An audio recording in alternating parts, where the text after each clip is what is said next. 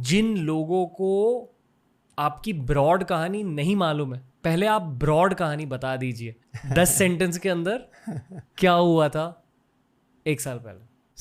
पिछले साल अप्रैल 2023 में मेरा पहला 8,000 मीटर का पहाड़ माउंट अन्नपूर्णा चढ़ रहा था, और उस दौरान 17 अप्रैल को एक हादसा हुआ, और उसके अंदर मैं एक गलत रस्सी मैंने पकड़ ली थी नीचे उतरने के लिए, और वो रस्सी बहुत छोटी थी। तो उसको पकड़ने के बाद ऑब्वियसली जब रस्सी छोटी है, नीचे तक पहुंच ही नहीं रही है, तो मैं करीब करीब पूरा अप टू कहते हैं ना, करीब करीब 300 मीटर मैं बर्फ़ की सतह पे गिरा। और उसके बाद 70 से 80 मीटर एक बर्फ़ की दरार के अंदर मैं रहा, क्रेवास कहते हैं उसे, उस क्रेवास के अंदर मैं रहा 3 दिन 3 रात।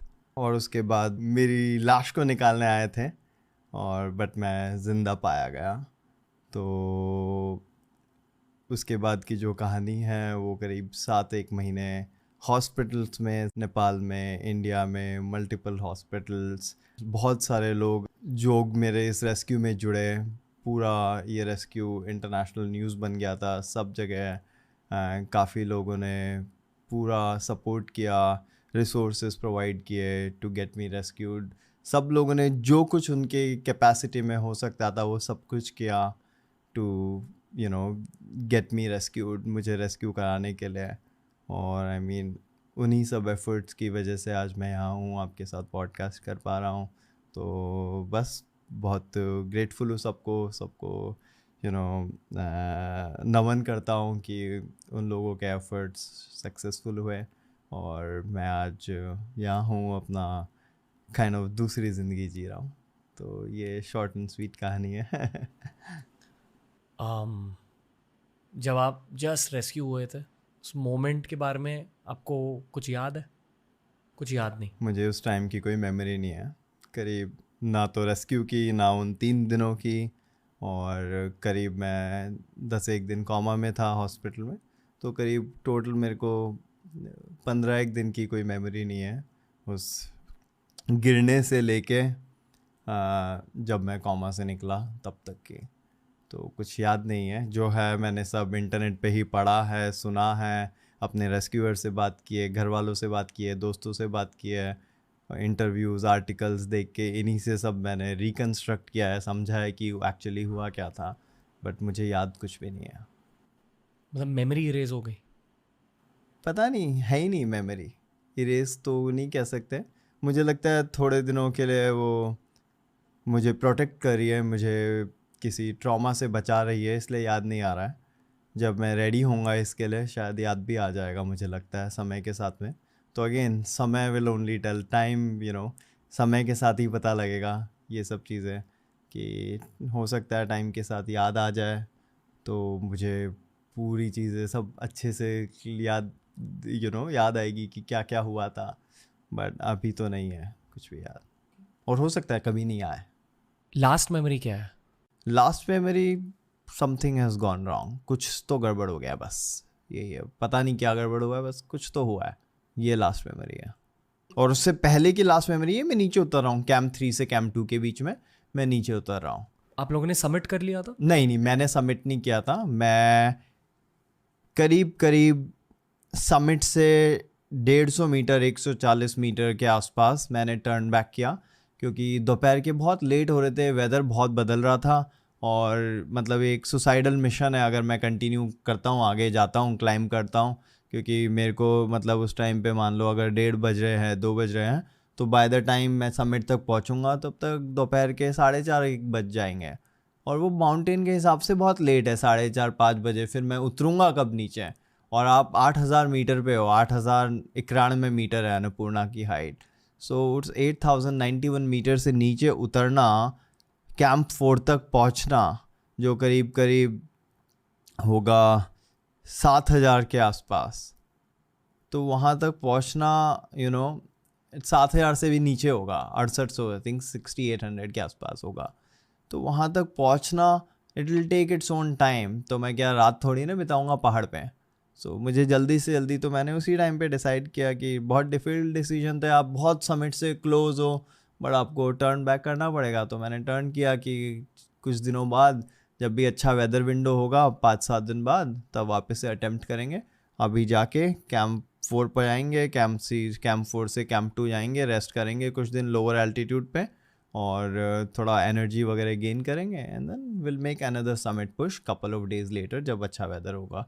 तो ये था मेरा प्लान। तो मेरा समिट नहीं हुआ था और मैं नीचे कैंप 4 से सॉरी जहाँ तक मैं चढ़ पाया था 150 मीटर तक, वहाँ से कैंप 4 आया। उस रात हम 16 अप्रैल की रात को कैंप 4 में रहे और 17 अप्रैल की सुबह हम कैंप 4 से कैंप 3 आए और कैंप 3 से कैंप 2 जा रहे थे।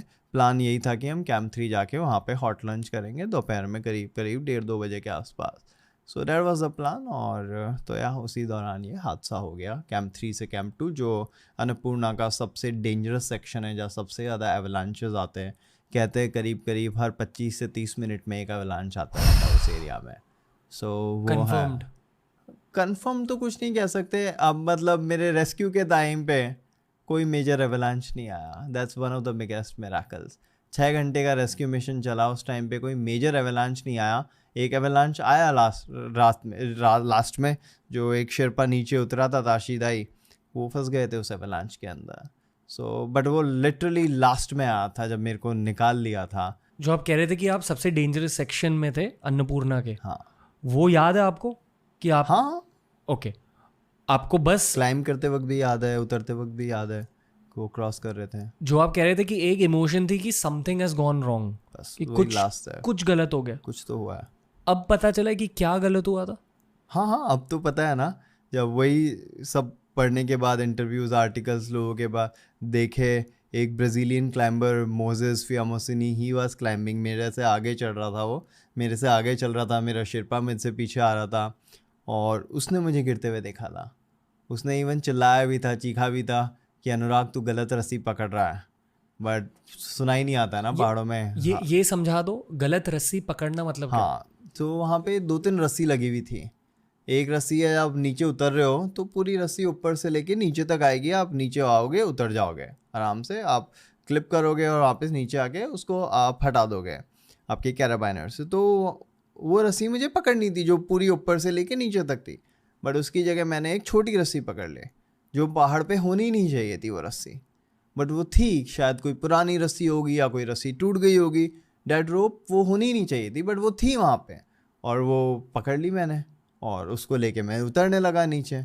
और उतरने लगा तो मैं सीधा करीब करीब 300 मीटर तक की गिरा हूँ। ये सब मैंने पढ़ा है इंटरनेट पे, कई जगह 250 लिखा है, कहीं 300 लिखा है। सो ये अंदाज़न है 250 से 300 मीटर जो मेरा गिरावट आई है, जो मैं सीधा गिरा हूँ बर्फ़ की सतह पे। ओके, मतलब बेसिकली एक जगह क्लिप होती है, हाँ, फिर उस क्लिप में से रस्सी निकल के आती है नहीं, सो बेसिकली सब एक जहाँ पे हम उतरना शुरू करते हैं वहाँ पे रस्सियाँ बंधी हुई है जी। नीचे उतरने के लिए और चढ़ने के लिए भी। सो वहाँ पे जब आप एंकर लगाते हो, अपने रोप लगाते हो अपने हार्नेस वगैरह में, कैराबाइनर्स में, तो उतरने के लिए आप पूरी जो रस्सी है वही आप काम में लेते हो। मेरे केस में मैंने एक छोटी रस्सी थी वो काम में ले ली, तो वो रस्सी आधी है ही नहीं पूरी रस्सी, तो मैं हवा में, तो 1 सेकंड लगता है, ग्रेविटी है, आप सीधा नीचे गिरोगे। जब रस्सी नीचे तक पहुंचाएगी नहीं मुझे, तो आधी अधूरी रस्सी के सहारे थोड़ी ना नीचे उतर पाऊंगा मैं, हवा में झूल जाऊंगा और सीधा गिरा मैं। तो आप गिरे और सीधा क्रेवास में अटके? सो गिरा और शायद क्रेवास के अंदर गया। क्रेवास के अंदर भी करीब मैं 70 से 80 मीटर की गहराई पे मिला, जहाँ पे मैं मिला। I was found at like 68 meter की गहराई पे मैं मिला था। और बट जब मैं मिला था जिस पोजीशन पे, तो मैं शायद ऐसे खड़ा था या पता नहीं ऐसे थी, मतलब बॉडी जैसे मैं बैठा हूँ या लंबा हूँ, तो मतलब मेरा केवल हेलमेट दिख रहा था और तो उसके नीचे करीब मेरी बॉडी की हाइट जितना, और मैं पूरा बर्फ़ में दबा हुआ था।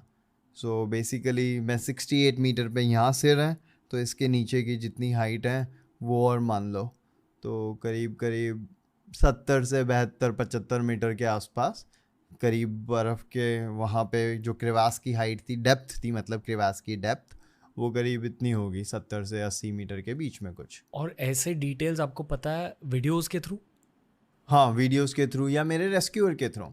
जब रेस्क्यूअर मेरे को मेरी मतलब लाश को निकालने जब वो क्रेवास में उतरा था, तो सबसे बड़ा जो चमत्कार हुआ था वो उस दिन, वो एक 70 मीटर की रोप कैरी कर रहा था, जो माउंटेन्स में कोई कैरी नहीं करता है।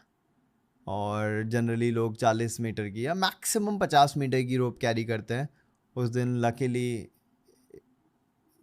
एक सबसे बड़ा चमत्कार यही था कि वो 70 मीटर की रोप थी और मैं 68 मीटर पे मिला था। तो अगर आज वो रोप नहीं होती उसके पास उस दिन, तो वो 60 मीटर तक तो मेरा कुछ निशान भी नहीं था। वो उतरता 60 मीटर तक, वापस ऊपर चला जाता, मैं वहीं हमेशा के लिए पड़ा रह जाता। तो वो 70 मीटर की रोप होने से वो मुझे 68 मीटर पे देख पाया, फिर निकाला करा। बट वही है, आई मीन, तो इसलिए मुझे पता है 68 मीटर पे मैं मिला हूँ और क्रेवास की डेप्थ करीब करीब 70 से 80 मीटर की होगी। आपका एक वीडियो देखा था मैंने, अच्छा। जहाँ आपने खुद रिकॉर्ड किया और बोला कि I hope someone finds me. Hello! Really praying and hoping someone would come and rescue me. या पर आपको खुद याद नहीं कि याद आपने नहीं। वीडियो शूट किया था। पर क्या लगता है वो कॉन्शियसनेस या वो डिसीजन कहाँ से बनी? Subconscious mind? आई मीन उस टाइम पे तो मैं कॉन्शियस था ना, वो तीनों दिन मैं कॉन्शियस था। बस मैं क्रेवास के याद नहीं है मुझे, बट मैं कॉन्शियस था तीनों दिन। वो भी इसलिए मुझे पता है क्योंकि मैंने अपने गोप्रो में अंदर तीनों दिन के वीडियोस बनाए। मैंने वो टाइम स्टैम्प्स देखे अलग अलग दिन के, 17 तारीख का, 18 तारीख का, 19 तारीख का।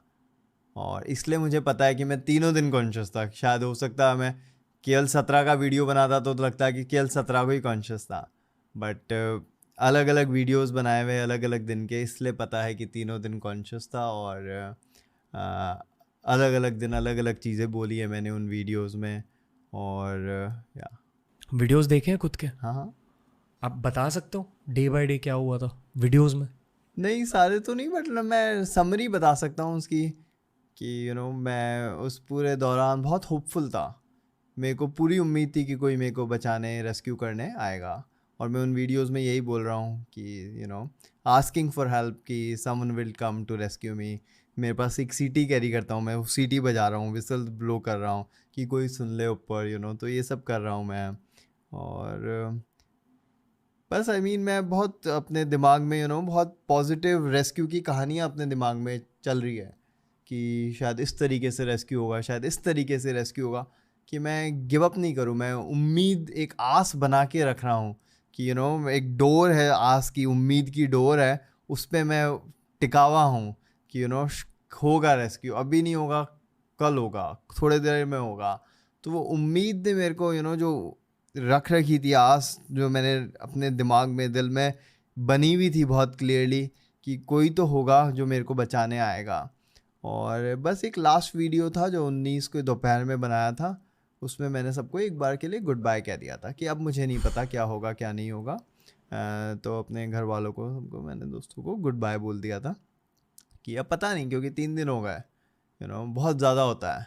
और अगर अभी तक नहीं मिला तो मुझे नहीं पता आगे मिल पाऊँगा नहीं मिल पाऊँगा। तो बस मैंने उस टाइम पे सरेंडर कर दिया माँ अन्नपूर्णा को। माते अब आप देख लो इतना यहाँ तक आगे आ गया हूँ मैं, और अब आपके ऊपर है, सब आप संभाल लो। तो बस वही उम्मीद से, उस प्रेयर से प्रे किया, बट जो मैंने उन वीडियोस में बोला वो एग्जैक्टली सारी चीज़ें बाद में हुई हैं। मतलब जो मैंने बोला उन वीडियोस में वही एग्जैक्टली बाद में हो गया। रेस्क्यू मिशन एग्जैक्टली जो चीज़ें मैंने बोली वही चीज़ें हो गई। तो it's like I manifested it all, कि जो मैं बोल रहा हूँ वो सब बस होना था। वो लास्ट वीडियो में मैंने जो बोला बस वो बाद में हो गया। मैनिफेस्टेशन हुई जीने की उम्मीद की वजह से। Yes, exactly.